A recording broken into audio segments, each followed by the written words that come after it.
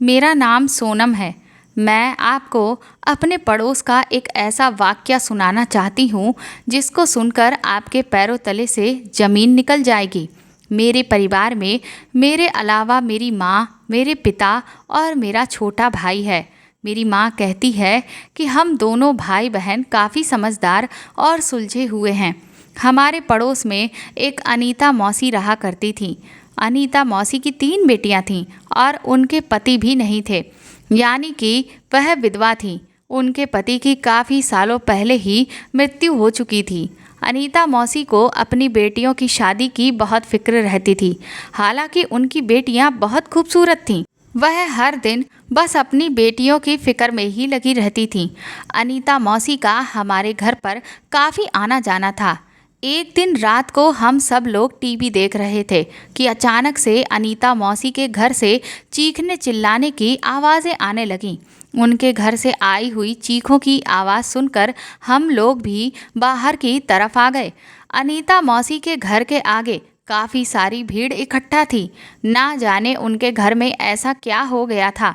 आसपास के लोग भी उनके घर से चोर चोर की आवाज़ सुनकर वहाँ पर इकट्ठे हो गए थे। लोगों से पता चला कि अनीता मौसी के घर में कोई लड़का घुस आया है। उस लड़के को देखकर तो हमें अपनी आंखों पर यकीन नहीं आ रहा था। यकीन आता भी तो कैसे? आखिर वह लड़का कोई और नहीं, हमारे मोहल्ले के ही स्कूल का एक टीचर था। वह लड़का काफ़ी होनहार टीचर था। उसकी उम्र 28 साल थी, लेकिन वह लड़का काफ़ी शरीफ था। काफ़ी सालों से वह हमारे मोहल्ले के स्कूल में बच्चों को पढ़ाता था। उसने तो आज तक किसी से बदतमीजी से बात भी नहीं की थी, मगर आज पहली बार अनीता मौसी के घर में उसकी बेइज्जती होते हुए हमने देखा था। सब लोग उसके स्कूल का टीचर होने पर अफसोस कर रहे थे। लोग कह रहे थे कि रात के समय खाली अकेली औरतों के घर में आना ये कोई अच्छी बात नहीं है, और कोई कहता कि उसने बहुत घटिया हरकत की है। सभी लोग इकट्ठा हो गए और उस टीचर को बुरा भला कहने लगे। किसी ने ये भी नहीं देखा कि उस रात क्या हुआ था, जबकि वह लड़का अपनी नज़रें झुकाए हुए खड़ा था और कुछ बोल भी नहीं रहा था, जैसे कि वाकई उसने कोई बहुत बड़ी गलती कर दी हो। वह तो अपने वजूद पर भी शर्मिंदा सा लग रहा था। मुझे उस लड़के पर बहुत तरस आ रहा था। मैंने गौर से देखा तो उनकी आंखों में आंसू नज़र आ रहे थे, लेकिन भीड़ की वजह से उन्होंने वह आंसू अपनी आंखों से बाहर नहीं आने दिए। उन्होंने किसी के भी सवाल का कोई जवाब नहीं दिया, बस सर झुकाकर वहां से चले गए। अगले ही दिन मोहल्ले के लोगों ने मिलजुल कर फैसला किया कि इस स्कूल के टीचर को स्कूल की नौकरी से निकलवा दिया जाए। मगर ऐसा होने से पहले ही वो लड़का अपनी नौकरी खुद ही छोड़कर उस स्कूल से चला गया था। उस रात अनीता मौसी के घर से जिन चीखों की आवाज़ें आ रही थीं, उसके पीछे की हकीकत कोई नहीं जानता था। बस मेरे दिमाग में एक ही बात घूम रही थी, वो ये थी कि उस लड़के का सर झुकाकर वहाँ से चले जाना।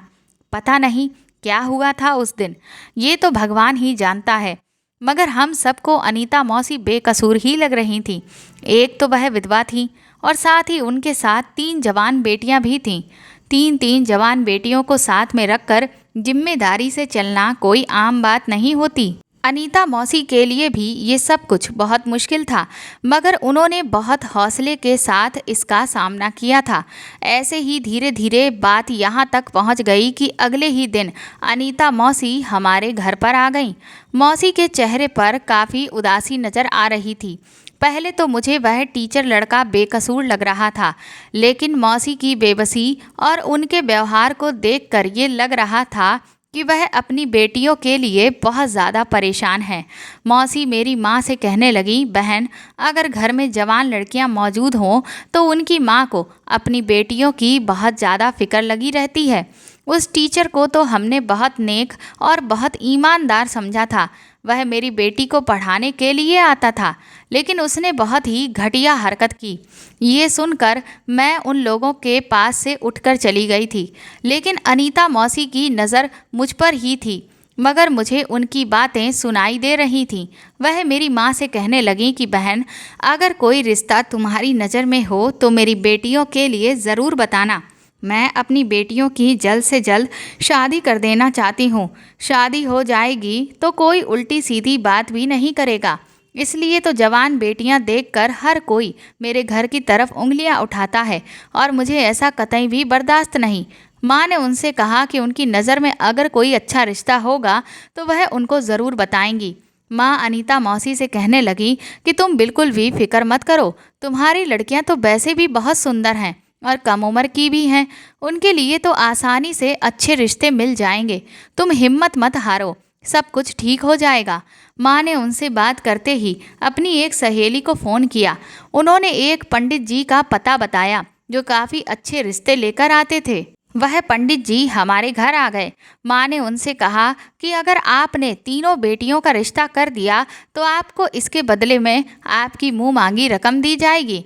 पंडित जी मेरी माँ की इस बात से बहुत खुश हुए और कहने लगे कि वह कल ही कोई रिश्ता लेकर आएंगे। उन्होंने कहा कि आप जिनकी बेटियों की शादी करवाना चाहती हो उनके माता पिता को अपने घर बुला लेना। माँ कहने लगी, लड़कियों के पिता तो हैं नहीं, लेकिन उनकी माँ को मैं अपने घर बुला लूँगी। उन्होंने कहा कि ठीक है, आप उनको बुला लेना। मैं लड़कों की अच्छी अच्छी तस्वीरें लेकर आऊँगा, उनमें से वह पसंद कर लें। जो रिश्ता उनको सही लगेगा उसी के लिए मैं आगे बात चलाऊँगा। उन्होंने कहा कि मुझे पैसों की परवाह नहीं, आप लोग बहुत भले लोग लगते हैं, मैं कल आ जाऊँगा। पंडित जी की बात सुनकर माँ को तसल्ली हो गई थी। अगले ही दिन पंडित जी हमारे घर आ गए और उनके पास बहुत सारे लड़कों के फ़ोटोज़ भी थे।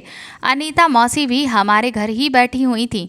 अनीता मौसी एक एक करके सभी लड़कों की तस्वीरें देखने लगीं। फिर एक लड़के की तस्वीर अनीता मौसी को बहुत पसंद आई। उन्होंने कहा कि ऐसा ही लड़का मेरी बेटी को पसंद आएगा। यही लड़का बहुत अच्छा लग रहा है। ये लड़का लंबाई में भी अच्छा है, रंग गोरा और शक्ल भी खूबसूरत है। मेरी बेटी को खूबसूरत लड़के ही पसंद हैं। अनीता मौसी की सबसे बड़ी बेटी का नाम दीपा था। वह अब जवान हो चुकी थी और उसके लिए रिश्ते की तलाश मौसी ना जाने कब से कर रही थी। लेकिन आज जो लड़का उनको दीपा के लिए पसंद आया था वह लड़का मुझे कुछ ज़्यादा खास नहीं लगा। वह बहुत अजीब सा लड़का था। मुझे तो वह लड़का किसी तौर पर भी पसंद नहीं आया था। लेकिन मौसी कहने लगी कि ऐसे ही खूबसूरत मर्द तो लड़कियों का दिल जीत लेते हैं। बस मैं अब अपनी बेटी की शादी इसी से ही करूँगी। मौसी भी उस लड़के की खूबसूरती से काफ़ी इम्प्रेस हुई थी। वह इस लड़के को अपना दामाद बनाना चाहती थी। मुझे नहीं पता था कि उनकी बेटी की पर्सनैलिटी कैसी है, लेकिन मुझे तो इस लड़के को देखकर ऐसा लगता था कि दीपा ज़रूर इस रिश्ते से इनकार कर देगी। लेकिन इनकार की नौबत ही नहीं आई। माँ ने अगले दिन हमें बताया कि वह लड़का अनीता मौसी की लड़की से शादी करने के लिए तैयार हो गया है। मुझे तो इस बात पर यकीन ही नहीं आ रहा था और उन्होंने बताया कि वह लोग बहुत अमीर हैं। उनकी दौलत का तो कोई हिसाब ही नहीं लगा सकता। वह उन लोगों को ज़्यादा तो नहीं जानती थी, लेकिन अनीता मौसी इस रिश्ते से बहुत खुश हैं। वह चाहती हैं कि उनकी बेटी का रिश्ता इस लड़के के साथ हो जाए। उस लड़के का नाम विक्की था। लड़का देखने में भी बहुत अच्छा है और बहुत दौलतमंद भी है। इन सब बातों से सब लोग राजी थे। अनीता मौसी ने भी ईश्वर का धन्यवाद किया और कहने लगी कि ज़्यादा ना सही एक रिश्ते का तो बंदोबस्त हो ही गया। वो वैसे भी इसी उम्मीद में थी कि उनकी एक बेटी का रिश्ता हो जाएगा तो फिर बाकियों के लिए भी खुद ब खुद रिश्ते आने लगेंगे। मगर उन्हें क्या पता था कि आने वाला समय उनके लिए कितना खतरनाक साबित होगा और मोहल्ले भर में उनकी बेइज्जती और रुसवाई अलग होगी। इस बुढ़ापे में उनकी इज्जत नीलाम होने वाली है। किसी ने नहीं सोचा था कि अनीता मौसी तो कभी इस बात को भी अपने दिमाग में नहीं लाई होंगी जो अब उनके साथ होने वाला था। अनीता मौसी इस रिश्ते से बहुत खुश और सहमत थीं। 3 दिन के बाद लड़के वाले अनीता मौसी के घर आकर बात पक्की करके चले गए और उनकी बेटी दीपा को रस्म के तौर पर सोने की अंगूठी भी पहना गए थे। सोने की अंगूठी देखकर अनीता मौसी काफ़ी हैरान थी। वह अंगूठी काफ़ी महंगी लग रही थी। हालांकि दीपा बहुत खुश थी। अनीता मौसी के घर में खुशियां ही खुशियां थीं। उनकी बेटी अभी बहुत खुश थी, जबकि उनकी बड़ी बेटी शर्माई शर्माई सी फिरती थी। पंडित जी ने शादी का मुहूर्त अगले हफ्ते का निकाला था। वैसे भी अनीता मौसी चाहती थी कि उनकी बेटी की शादी इसी महीने में हो जाए। जब अनीता मौसी ने सबके सामने ये बात कही तो वहाँ पर मौजूद सभी लोग उनकी इस बात को सुनकर बहुत ही ज़्यादा हैरान थे कि आखिर उन्हें शादी की इतनी जल्दी क्यों है। अनीता मौसी का कहना था कि उनके घर में गलत लोगों की निगाह पड़ने लगी है, वह उनको तंग करने लगे हैं, इसीलिए वह अपनी बेटी की शादी जल्द से जल्द करके अपने दामाद को अपना सहारा बनाना चाहती हैं।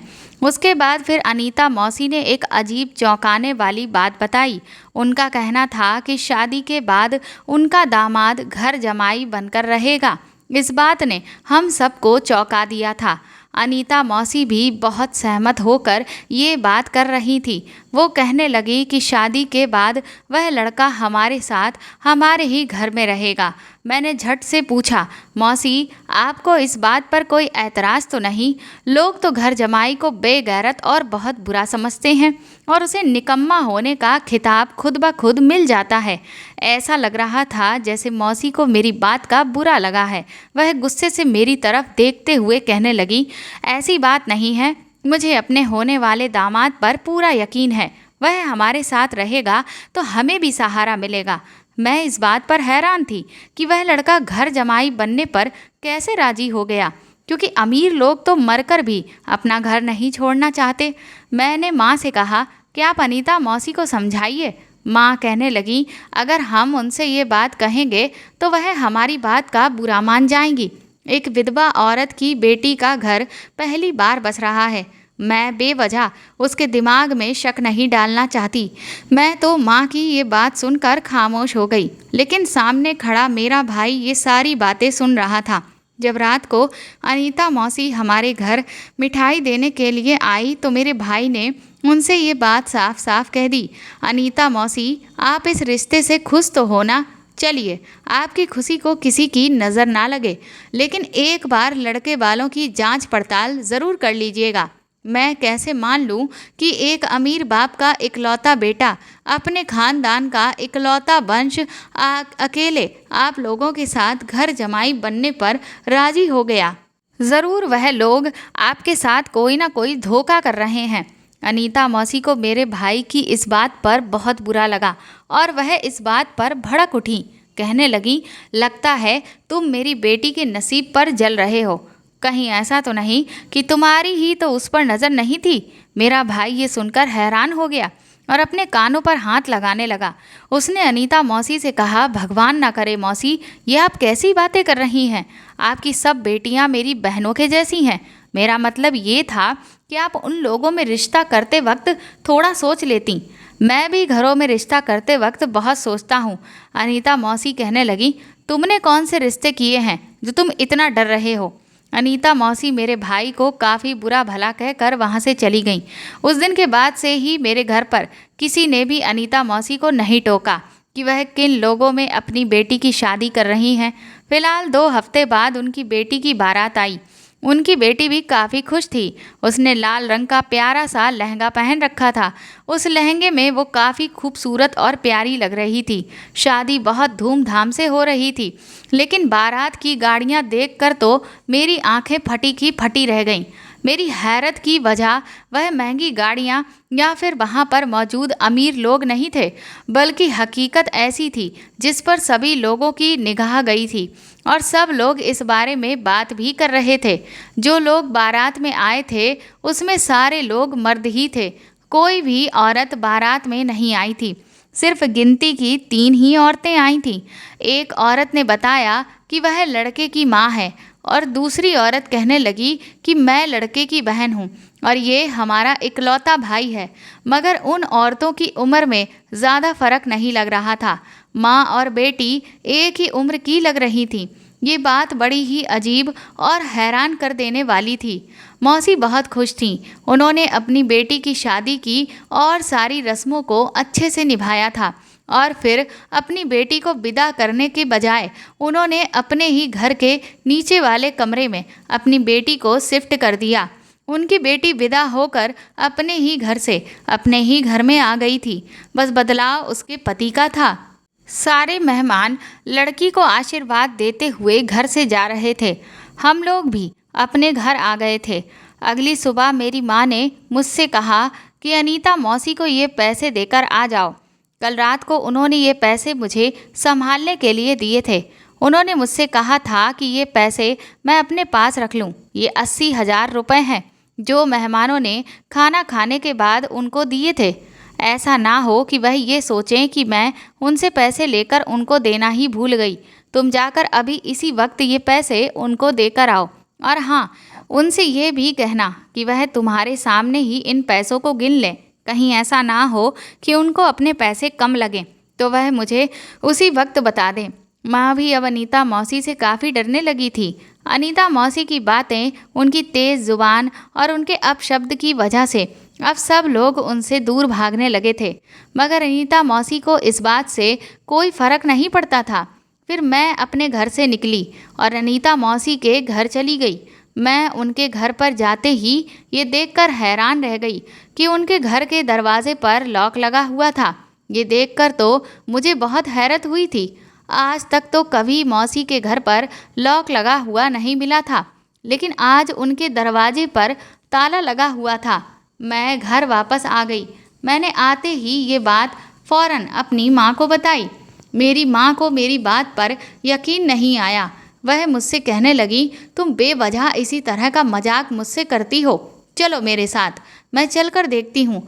मैंने कहा, माँ, मैं सच कह रही हूँ। अनीता मौसी के घर पर ताला लगा हुआ है। मैं आपसे कोई मजाक नहीं कर रही।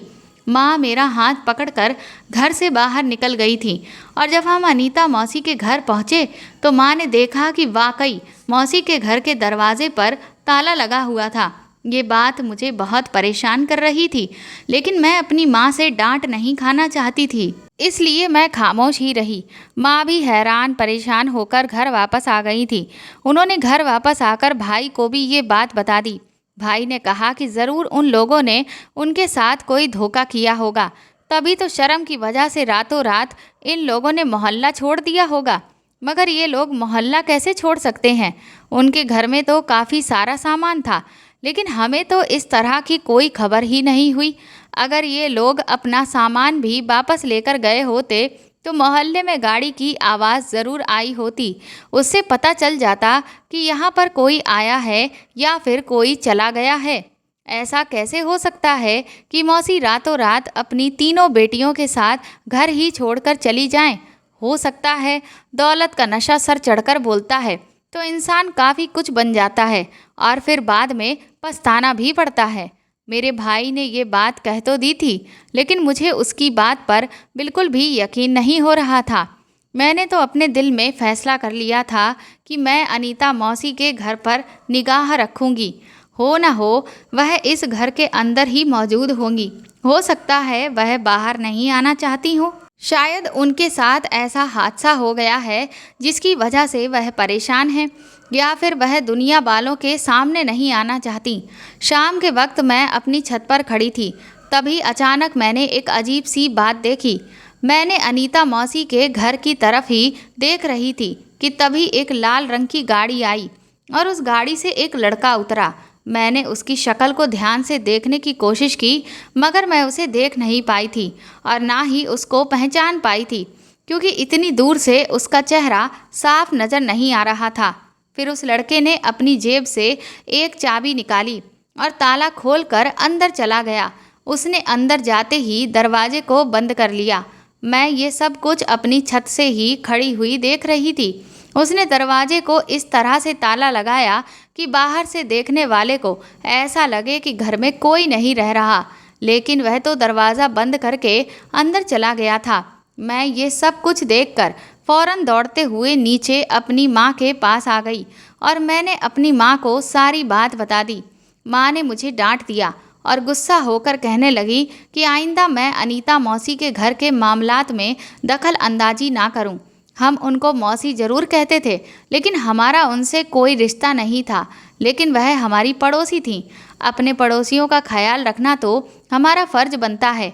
हमारा बचपन उनके घर पर ही गुजरा था, इसीलिए हमारा उनके साथ बहुत गहरा रिश्ता हो गया था। मगर मैं उनके किसी भी मामलात में दखल अंदाजी कैसे करती, क्योंकि मेरी माँ ने मुझे सख्ती से मना कर दिया था। लेकिन अनीता मौसी के बंद घर में तो मेरी दिलचस्पी और भी ज़्यादा बढ़ती चली जा रही थी। माँ के कहने पर तो मैंने उनके घर को भुला दिया था। लेकिन एक दिन रात के समय अनीता मौसी के घर से चिल्लाने की आवाज़ें आने लगीं। किसी ने ये बात महसूस नहीं की, मगर मुझे उनके घर से किसी औरत के चीखने की आवाज़ आ रही थी। मैं फौरन दौड़ते हुए छत पर गई। छत से जाकर देखने लगी, लेकिन कोई भी मुझे आसपास से उनके घर की तरफ जाते हुए नहीं दिख रहा था। शायद लोगों को उनके घर से चीखने चिल्लाने की आवाज़ सुनने की आदत हो गई थी, या फिर वह टीचर वाला वाकया सबको याद आ गया था। अब तो अनीता मौसी पर भी कोई तरस नहीं खाता था। वैसे भी उनके घर के बाहर तो ताला लगा हुआ था। सभी लोग यही समझते थे कि वह इस घर में नहीं है, इसलिए कोई सोच भी नहीं सकता था कि अनीता मौसी अपनी बेटियों के साथ उस घर में मौजूद हैं। किसी ने भी उन चीखों की तरफ ध्यान नहीं दिया। मैं भी थोड़ी देर के बाद छत पर टहल कर नीचे आ गई। मेरे पास भी कोई चारा नहीं था। आखिर मैं भी क्या कर सकती थी? अकेली तो मैं कुछ भी नहीं कर सकती थी, जबकि मेरी माँ और मेरा भाई इस बात से बिल्कुल खिलाफ थे कि मैं उनके घर की बातों पर ज़्यादा ध्यान ना दूं और या ज़्यादा वहाँ पर दिलचस्पी ना लूँ। खैर, अगले ही दिन सब लोगों के सामने उस बंद घर का राज खुल चुका था। कुछ ऐसा हुआ कि हमारे मोहल्ले में जनगणना की गिनती करने वाली औरतें आ गईं और उन लोगों को अपना काम करते हुए काफ़ी रात हो चुकी थी। मगर अनीता मौसी के घर के आगे वो औरतें तब गईं जब वह लड़का अपनी लाल रंग की गाड़ी लेकर आया था। वह लड़का अनीता मौसी के दरवाजे के पास आकर रुक गया और जनगणना वाली औरतों ने उससे कहा कि वह उसे घर के अंदर जाने दें। उस लड़के ने जनगणना वर्कर्स के साथ बदतमीजी करना शुरू कर दी। वो कौन था ये तो मुझे उस वक्त नहीं पता था, लेकिन उन जनगणना कर्मियों को उस लड़के पर कुछ शक हुआ। वह लड़का उनको ठीक नहीं लगा, इसलिए उन लोगों ने पुलिस को बुला लिया। 1 घंटे के बाद ही पुलिस अनीता मौसी के घर के दरवाजे पर मौजूद थी।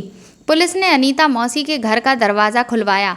बाहर से ताला लगाकर लोगों को बेवकूफ़ बनाने की कोशिश की जा रही थी, मगर पुलिस तो ऐसे लोगों को पकड़ने में माहिर होती है। जैसे ही घर का दरवाज़ा खुला, अनीता मौसी की बेटियों के चीखने चिल्लाने की आवाज़ें बाहर तक आने लगीं। अनीता मौसी की बेटियों को घर के अंदर ही कैद किया गया था। उन्हें ऐसा लगा कि कोई उनकी मदद करने के लिए आया है, तभी वह चीखती पुकारती हुई बाहर आ गईं। अनीता मौसी भी काफ़ी घबराई हुई थी। मौसी की शक्ल देखकर तो ऐसा लग रहा था जैसे उन्होंने काफ़ी दिनों से कुछ खाया पिया ही ना हो। हम लोग ये सब कुछ देखकर हैरान हो रहे थे कि उन्हें आखिर हुआ क्या है। पुलिस की मदद से मौसी और उनकी तीनों बेटियों को बचा लिया गया। मौसी और उनकी तीनों बेटियां बहुत घबराई हुई थीं। वह हमारे घर आकर बैठ गईं। माँ ने उन सभी को पानी पिलाया। मौसी ने सबसे पहले मेरी माँ से माफ़ी मांगी और कहने लगी कि मुझसे गलती हो गई थी। मैंने तुम्हारे बेटे के साथ काफ़ी बदसलूकी की थी और मुझे लगता है कि शायद मुझे उस टीचर की भी बद्दुआ लगी थी, जिसको हमने उसकी फ़ीस देने से इनकार कर दिया था। वह बेचारा तो हमसे अपनी ही मेहनत के पैसे मांग रहा था, लेकिन हमने उस पर उल्टा इल्ज़ाम लगा दिया कि उस लड़के ने हमें कहीं का नहीं छोड़ा। लेकिन हमसे सारा बदला उस लड़के ने ले लिया जिससे मेरी बेटी की शादी हुई थी। मैं तो समझ रही थी कि वह लड़का बहुत अमीर है, हम सबका बोझ संभाल लेगा, लेकिन वह तो बहुत अजीबोगरीब और घटिया इंसान निकला। उसने जो हमारे साथ किया, भगवान ऐसा किसी की बेटी के साथ भी ना करे। उसने घर में आते ही हम चारों माँ बेटी को घर में बंद कर दिया और घर में बाहर से ताला लगा दिया। जिस बेटी के साथ उसकी शादी हुई थी, उसने तो उसकी भी कोई लाज ना रखी। उसने डरा धमका कर हमसे मेरे घर के पेपर मांगे। उसने मुझसे कहा कि मैं उन पर साइन कर दूं और घर उसके नाम पर कर दूं। मैं समझ गई थी कि उसके क्या इरादे थे। आखिर वह क्या चाहता है, और जो वह चाहता है मैं उस सब से इनकार करती रही। मैंने उसकी बात कभी नहीं मानी। इस बात पर उसने हम सबको एक कमरे में बंद कर दिया।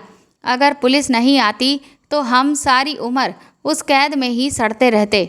इसलिए उसने घर के बाहर ताला लगाकर सभी लोगों को यही जाहिर करवा दिया कि अब हम लोग उस घर से कहीं बाहर चले गए हुए हैं, जबकि हम कहीं भी नहीं गए थे। मैंने अपनी ज़िंदगी की सबसे बड़ी गलती की। उस शख्स ने हमें कहीं का नहीं छोड़ा। भगवान ने हमारी इज्जत पर कोई दाग नहीं आने दिया, वरना ना जाने मेरा और मेरी बेटियों का क्या होता। अनीता मौसी ये सब कहकर खूब रोने लगीं और उनकी तीनों बेटियां बहुत डरी हुई लग रही थीं।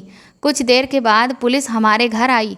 पुलिस ने उन सब के साथ जो हुआ उसके बारे में पूछताछ की। उनकी तीनों बेटियां इतनी डरी हुई थीं कि उनके मुंह से एक शब्द भी नहीं निकला। लेकिन अनीता मौसी ने पुलिस को सब कुछ साफ साफ सच सच बता दिया। उस लड़के को पुलिस अरेस्ट करके अपने साथ ले गई। पूछताछ के बाद पता चला कि वह लड़का पहले भी और बहुत सारी लड़कियों के साथ शादी करके उनके घर वालों को टॉर्चर कर चुका है। हम सबको अनीता मौसी पर बहुत तरस आ रहा था, लेकिन अब हम क्या कर सकते थे। उनके साथ तो वही हुआ जो उनके भाग्य में लिखा हुआ था। कहते हैं ना कि अपनी बेटी की शादी देखभाल कर करनी चाहिए। अनीता मौसी ने काफ़ी जल्दबाजी की थी। जल्दबाजी में किए हुए फैसले हमेशा गलत साबित होते हैं। उस लड़के को तो सज़ा मिल चुकी थी, लेकिन अनीता मौसी के दिल में जो उसने डर बिठाया था, शायद वह इतनी जल्दी उनके दिल से नहीं जाएगा। और वह शायद ही है जो अब किसी पर भी विश्वास कर पाएँ। और वो और उनकी बेटियाँ इस हादसे को शायद ही है जो कभी भूल पाएँ। तो दोस्तों, आपको ये कहानी कैसी लगी हमें कमेंट करके ज़रूर बताएं। और प्लीज़ इस कहानी को ज़्यादा से ज़्यादा शेयर और लाइक करके मेरे चैनल को सपोर्ट करें। साथ ही अगर आप चाहें तो मुझे सुपर थैंक्स भी खरीद कर दे सकते हैं। सुपर थैंक्स का ऑप्शन आपको इस वीडियो के नीचे दिए हुए सभी ऑप्शंस में दिख जाएगा, जो कि हार्ट शेप में बने हुए डॉलर के साइन के तौर पर है। और अगर आप मेरे चैनल पर नए हैं तो सब्सक्राइब करके बेल आइकन को ज़रूर दबा दीजिएगा, ताकि आगे भी मैं आपको ऐसी ही अच्छी कहानियाँ सुनाती रहूँ। Thank you.